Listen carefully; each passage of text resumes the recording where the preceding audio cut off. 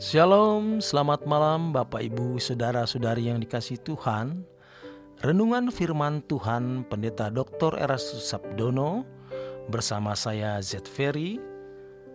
Malam hari ini berjudul Menderita Bersama Tuhan. Setiap orang percaya yang ingin disempurnakan seperti Yesus harus mengalami apa yang Yesus alami. Jika diilustrasikan dengan perlombaan kelas dunia, maka seseorang yang hendak memenangkan perlombaan tersebut harus memiliki kualitas kelas dunia. Jika seseorang ingin menjadi seperti Yesus, ia harus mengalami seperti yang dialami Yesus. Sama halnya dengan Paulus ketika ia berkata, "Yang ku kehendaki ialah mengenal Dia dan kuasa kebangkitannya, dan persekutuan dalam penderitaannya, di mana aku menjadi serupa dengan Dia dalam kematiannya." Paulus sangat menyadari bahwa panggilan hidup seperti Yesus berarti turut serta dalam kematiannya. Seseorang yang hendak mengikuti Tuhan Yesus harus mengalami apa yang ia alami, sampai tahap kematian dari seluruh keinginan. Oleh karenanya, jika Tuhan diludahi, dipukuli, difitnah, maka tidak heran apabila kita pun harus mempersiapkan diri menghadapi semua itu dari orang lain yang kita temui. Tuhan mengajarkan kita apa yang Dia sendiri jalani. Disinilah letak keagungan dari kekristenan, yaitu kita dapat menjalani apa yang Tuhan telah jalani.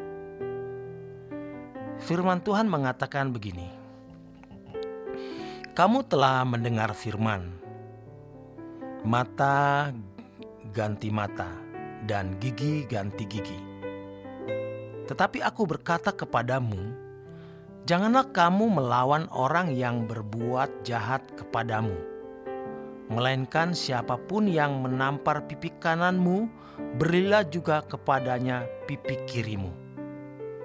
Matius 5 ayat 38 dan 39. Makna dari teks ini adalah jikalau seseorang berbuat kejahatan, kita tidak boleh membalasnya dengan kejahatan. Sebaliknya, kita dikehendaki untuk mengampuninya. Ketika seseorang mengasihi sesamanya dengan tidak membalas kejahatan dengan kejahatan, maka Tuhan katakan ia memancarkan watak anak Allah.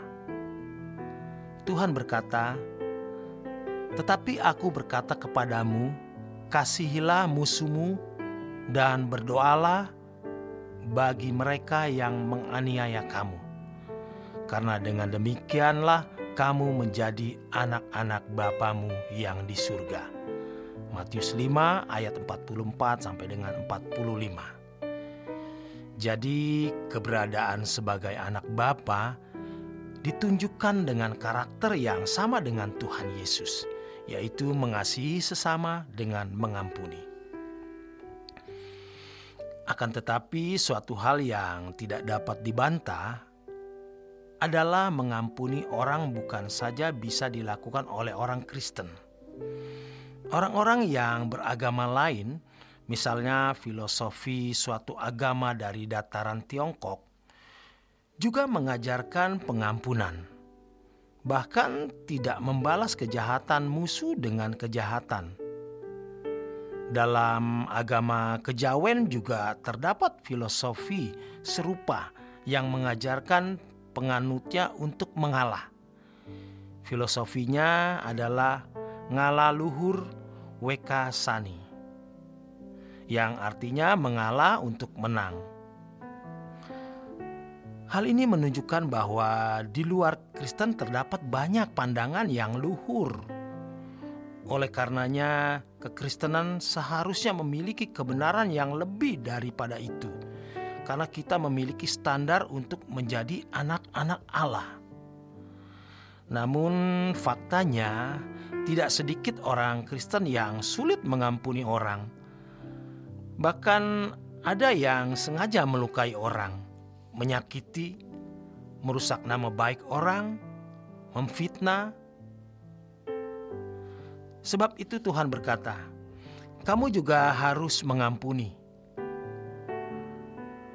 Tuhan menunjukkan ini kepada orang percaya sebagai hal yang harus diperjuangkan dengan sungguh. Tuhan tidak membuat seseorang dapat mengasihi atau mengampuni. Seakan-akan ketika menerima Tuhan Yesus, orang percaya langsung bisa mengasihi orang lain karena diubah hatinya oleh Tuhan. Kita harus berusaha dengan sungguh-sungguh untuk mengasihi setiap orang, baik mereka yang berpihak atau yang berlawanan dengan kita. Bagaimana mereka yang melawan dengan kita? Hendaknya setiap kita mampu mengampuni mereka.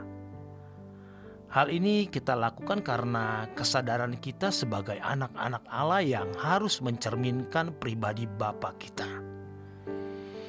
Jika kita tidak mengampuni orang lain, kita akhirnya tidak berkeadaan sebagai anak. Dengan demikian, berkualitas seperti Yesus adalah sebuah kemutlakan. Kita harus bersedia mengalami apa yang telah dialami olehnya. Mengalami apa yang dialami Tuhan berarti bersedia masuk dalam penderitaan untuk menjadi serupa dengan Dia.